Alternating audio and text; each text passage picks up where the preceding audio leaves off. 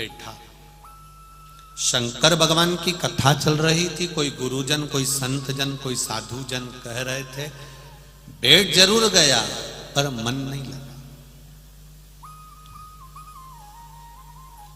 शरीर पहुंच गया।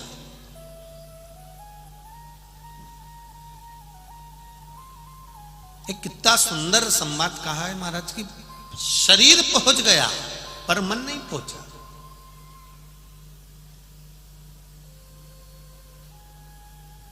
एक बात कही, एक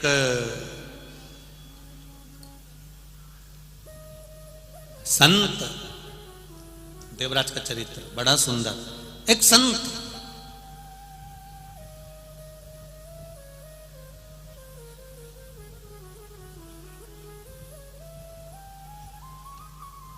अपनी कुटिया में बैठे हैं, अपने नगर में, अपने गांव में, अपने कस्बे में बैठे हुए, और उसी कस्बे में, उसी गांव में, उसी नगर में एक वेश्या आकर रहने लगी।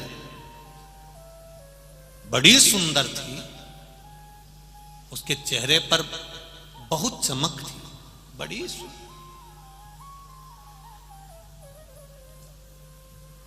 संत रहते भजन करते, गुरु रहते भजन करते, और वेश्या रहती तो वो अपना वेश्यालय सजाती। उस वेश्या का एक नियम बड़ा प्रबल था। वो वेश्या प्रतिदिन जब वेश्यालय पर जाती थी तो उससे पहले वो भगवान के सामने 2 मिनट बैठ जाती थी। एक घी का दिया लगाती, कुछ थोड़ी सी धूप बत्ती अगरबत्ती लगा देती और भगवान के सामने बैठ जाती और भगवान से प्रार्थना करती। रोज प्रतिदिन उसका नियम था। वैश्यालय जाने से पहले वेश्या अपना काम करने से पहले भगवान के मंदिर में जाकर रोज अपने घर के अंदर जो मंदिर था उस मंदिर में रोज जो भगवान शंकर बैठे थे, भगवान हरि विठल, राम कृष्ण पांडुरंगा जो बैठे थे, उस वेश्या ने उनको नमन करना प्रारंभ किया। प्रतिदिन प्रणाम करती है, नमन करती है, प्रतिदिन विनती करती है। 5 मिनट भगवान की आराधना कर कर फिर वो वेश्यालय में जाती।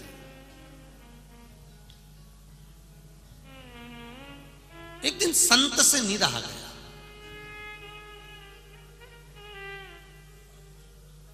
साधु से, संत से, जो अपने गांव में कस्बे में रहता था, नगर में रहता था, वो वैश्या को बुलवाया और वैश्या को बुलवाकर उसने कहा, तुम वैश्या हो, मना नहीं है, पर आपसे एक विनती करना चाहता हूं। संत बोले, साधु बोले, गुरु बोले, मैं एक विनती करना चाहता हूं। क्या विनती करना चाहता हूं? क्यों वेश्यावृत्ति करती हो? ये भगवान ने इतना मूल्यवान शरीर दिया है, इस शरीर को क्यों नष्ट करना? भगवान का भजन करो, उनका स्मरण करो। वेश्या ने कहा, गुरुजी भजन तो कर लूं पर भूखी मर जाऊंगी। इस शरीर के चक्कर में तो मुझे भोजन मिल रहा है, भूखी मर जाऊंगी। संत ने कहा, उसने अगर पेट दिया है तो भरेगा भी वही। तुम मेरा कहना मानो और ये वेश्यावृत्ति छोड़ दो, हमारा गांव भी अच्छा हो जाएगा। क्यों इस शरीर को तुम नष्ट कर रही हो? इस शरीर से भजन करो। वैश्या ने कहा, गुरुजी अगर आप कह रहे हो तो मैं इस शरीर से अब भजन करूंगी। छोड़ दिया उसने। 4 महीने तक वैश्या के पास में जितना धन था, 4 महीने अच्छे से चला। चलने के बाद में वैश्या के पास अब धन खत्म हो गया, रखा हुआ जो धन था वो समाप्त हो गया। वैश्या भूखी रहने लगी। सुबह शाम दोपहर किसी की मांगने भी जाए तो कोई ना दे। ये तो वैश्या। दरवाजा बंद कर ले लोग, गेट बंद कर ले। 8 दिन वैश्या को रहते रहते भूखे मरते हो गए। गुरु जी के पास पहुंची, गुरुदेव मेरा पेट नहीं भरा रहा, मैं क्या करूं, भूखी मर रही हूं, 8 दिन हो गए। गुरुजी कहे जिसने पेट दिया है वही भरेगा, तो उसके भरोसे पर रहे। वेश्या ने और 4 दिन निकाले। जब भूखी ज्यादा ही रहने लगी तो बीमार पड़ने लगी। उसने सोचा क्या करूं, मैं तो जो करती हूं वही करूं, और उसने अपना फिर वापस वही धंधा चालू कर दिया, वही वेश्यालय चालू कर दिया। फिर लोग आने लगे, रोज उसका जो नियम था भगवान के भजन का वो करती। 2 साल हो गए, गुरुजी के प्राण छूट गए, वेश्या भी मर गई। गुरुजी मरे, वेश्या मरी, दोनों के प्राण छूट गए।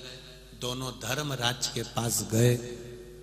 धर्मराज के पास गए तो धर्मराज ने कहा वेश्या से कि तुम बैकुंठ चली जाओ, और गुरु से कहा तुम नरक चले जाओ, नरक जाओ।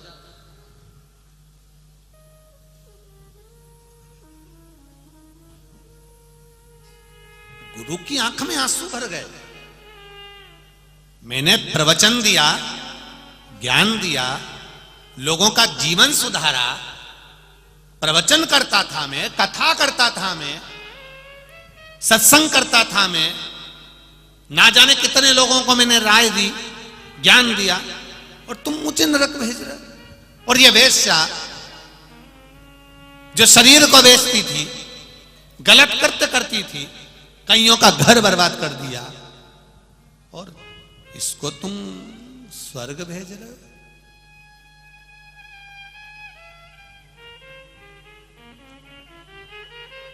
धर्मराज ने कहा ये देवलोक है, यहां पर कोई भी निर्णय, कोई भी स्थान ऐसे ही नहीं दिया जाता है। यहां बड़ा सोच समझकर निर्णय दिया जाता है, बड़ा सोच समझकर स्थान दिया जाता है। इस वेश्या के कर्म के अनुसार वेश्या को फल मिला है, और तुम्हारे कर्म के अनुसार तुम्हें फल मिला। तुमने इस शरीर से लोगों को प्रवचन दिया, इस शरीर से लोगों को ज्ञान दिया, तो तुम्हारे मरने के बाद तुम्हारा शरीर का देखो कितना अच्छा काम हो रहा है। शरीर को सजाया गया है, इत्र लगाया गया है, खूब सजा धजा कर, डोली में सजा कर समाधि दी जा रही है। बाद में समाधि तैयार हो जाएगी, उस समाधि का पूजन चालू हो जाएगा। तुम्हें जिंदगी भर लोग तुम्हारे शरीर को पूछेंगे, क्योंकि तुमने शरीर से जो कुछ किया वो शरीर से किया। और वेश्या ने शरीर से जो करा है, उसका शरीर देखो, कोई छूने को तैयार नहीं है, कोई अंतिम संस्कार करने को तैयार नहीं है। कुत्ते नोच रहे हैं, पक्षी खाएंगे। संत तूने प्रवचन दिया, गुरु तूने शरीर से प्रवचन दिया, शरीर से प्रवचन दिया, तो तुम्हारा शरीर संसार के लोग पूज रहे हैं, इत्र लगा रहे हैं, समाधि बना रहे हैं, पूजन कर रहे हैं। वेश्या ने शरीर का प्रयोग करा तो वेश्या का शरीर कुत्ते नोच रहे हैं, पक्षी खा रहे हैं, ये शरीर का भाव। पर वेश्या शरीर संसार को देती थी और मन भोलेनाथ को देती थी, परमात्मा को देती। और महात्मा जी तुम शरीर संसार को देते थे, ज्ञान देते थे, अच्छा बोलते थे, भजन करते थे, प्रवचन करते थे, लोगों को समझाते थे, पर कभी इस मन को तुम भोलेनाथ तक लेकर नहीं गए, इस मन को तुम परमात्मा तक लेकर नहीं गए। प्रवचन तो तुमने बहुत बड़े बड़े दिए, ज्ञान भी तुमने बहुत दिया, पर जब भी तुम बैठते थे, वेश्या के यहां जितने लोग आते थे उन्हीं का सोचा करते थे। बताओ कितना सेठ व्यक्ति वेश्या के घर जा रहा है। बताओ दिन भर वेश्या क्या पड़ा रहता है, प्रवचन भले तुम बड़े दे रहे हो, ज्ञान भी बड़ा दे रहे हो, शरीर के द्वारा तुम लोगों को समझा भी रहे हो, पर तुम्हारा दिल, तुम्हारा मन, तुम्हारी आत्मा कभी भगवान तक नहीं पहुंच पाई। दुनिया भले पहुंच गई हो, पर तुम अपनी आत्मा को परमात्मा तक लेकर नहीं जा पाए, इसलिए तुम्हें नरक भोगना पड़ रहा है। ये नरकों का खेल है।